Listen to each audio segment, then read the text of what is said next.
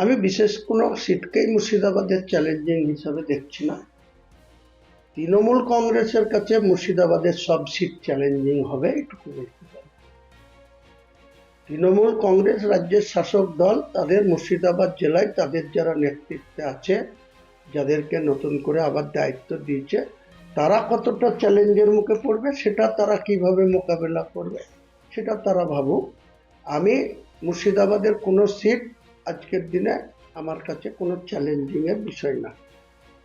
ভরতপুরও জিতাবো, যাকে ক্যান্ডিডেট করব, সে আমাদের জোটের ক্যান্ডিডেট হবে না আমার ক্যান্ডিডেট হবে না। আমি তো আগেই ডিক্লেয়ার করেছি যে আমি দুটো সিটে কন্টেস্ট করছি, রেজিনগর এবং বেলডাঙ্গা। আমি তো যেদিন আমার দল ওপেন হয়েছে সেদিন ও ডায়াসে থেকেই বলে দিয়েছি, এবং যে আমি 8টা-9টা ক্যান্ডিডেট ঘোষণা করেছি সেখান থেকেই তো আমি রেজিনগর 70 এবং 71 বেলডাঙ্গা, এই দুটোতে লড়ব। ওখানে আমার ক্যান্ডিডেট থাকবে। আমি কাকে ক্যান্ডিডেট করবো সময় মতো, যখন সব জায়গায় ক্যান্ডিডেট করব, 182টা ক্যান্ডিডেট করব। 182, 135 ছিল, প্রতিদিনই বাড়ছে। আজকের দিনে আমার কাছে যা তথ্য হচ্ছে, যা মানুষের আগ্রহ আছে, তাতে 182টা সিটে লড়ব। মানুষ কার পক্ষে থাকবে, কাকে ভোট দেবে, আবার পুনরায় মমতা ব্যানার্জিকে দেখে ভোট দিবে কিনা, সে ভোটাররা সিদ্ধান্ত নেবে। আমি আমার বক্তব্য গোটা রাজ্যের মানুষের কাছে তুলে ধরব।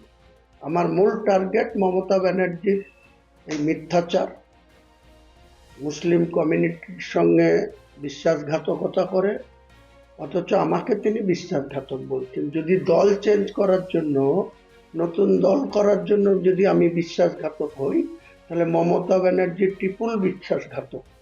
কারণ তিনি কংগ্রেসের সাথে বিশ্বাসঘাতকতা করে তৃণমূল কংগ্রেস করেছিলেন, আবার তৃণমূল কংগ্রেস থেকে কংগ্রেসের সাথে 2001 সালে আবার জোট করেছিলেন, আবার তারপরে এনডিএর সাথে গিয়েছিলেন। আপনারা সবাই জানেন এনডিএকে আজকে সে বিজেপিকে সাম্প্রদায়িক আখ্যা দিচ্ছে। অটল বিহারী বাজপেয়ীকে কে ডেকে নিয়ে এসেছিল কালীঘাটে, হরিশ্চন্দ্র স্ট্রিটে?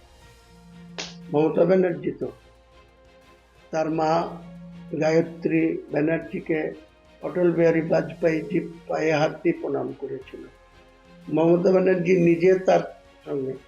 আর একটা তথ্য বারবার বাংলার মানুষকে দিব, যে সিপিএম এর 34 বছরের শাসনকালের থেকে মুখে মমতা ব্যানার্জি মুসলিম তোষণের কথা বলেন, কিন্তু তিনি সনাতনী ধর্ম অবলম্বী মানুষকে তোষণ করে যাচ্ছে রাজ্যের ক্ষমতা নিয়ে। কারণ তার প্রমাণ ভরি ভরি আছে, তথ্য দিয়ে বলবো।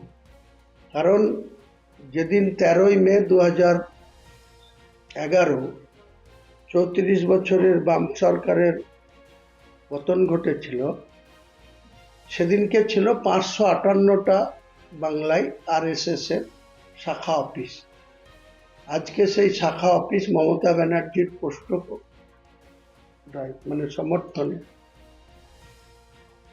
ডাইরেক্ট ইনডাইরেক্টের সমর্থনে, তার প্রশাসনদের সমর্থনে, দেখেও না দেখার ভান করে 12,000 বাংলার, যেখানে 37% মুসলমানের বাস, 62% গোটা বাংলায় অমুসলিমদের বাস, সনাতন ধর্মাবলম্বী মানুষের বাস। সেখানে মাদ্রাসা, তারা কোনো উগ্র মুসলমান না, মৌলবাদ না, তাদের আরবি পড়াশোনা করার জন্য, কোরআন পড়াশোনা করার জন্য তাদেরকে মাদ্রাসাগুলো, খারিজি মাদ্রাসা, সেখানে এক সময় দেখবেন ডোমকলের মতো জায়গায় দাঁড়িয়ে বুদ্ধদেব ভট্টাচার্য 235 জিতার পরে তিনি বলেছিলেন যে মাদ্রাসাগুলো RSS এর আকড়াখানা। তাকে 3 দিনের মধ্যে পিছু হটতে হয়েছিল। সেই বক্তব্য থেকে তিনি সরে এসেছিলেন, উদ্যোগ করেছিলেন। তো মমতা ব্যানার্জি 10,000 খারিজি মাদ্রাসার স্যাংশন দেবো বলে ক্ষমতায় এসেছিল, এখন পর্যন্ত মাত্র 338 আর 235।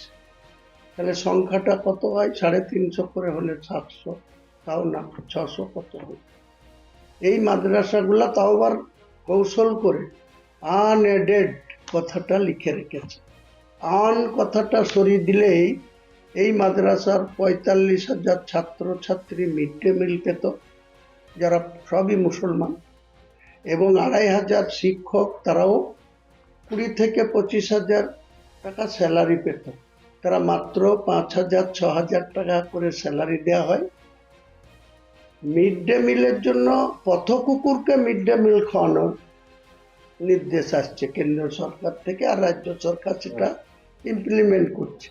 অথচ এইসব মুসলিম যেসব মাদ্রাসা, সেই মাদ্রাসাগুলো এতদিন ধরে মুসলমানদের পয়সাতে, মুসলমানদের চাঁদাতে, মুসলমানদের আর্থিক সহযোগিতাতেই কিন্তু এই মাদ্রাসা এখনো তারা নিজের পায়ে দাঁড়িয়ে চালাচ্ছে। তাহলে গদ্দার মুসলমানদের সঙ্গে কে কে দ্বিচারিতা করেছে, কে মিথ্যাচার করেছে,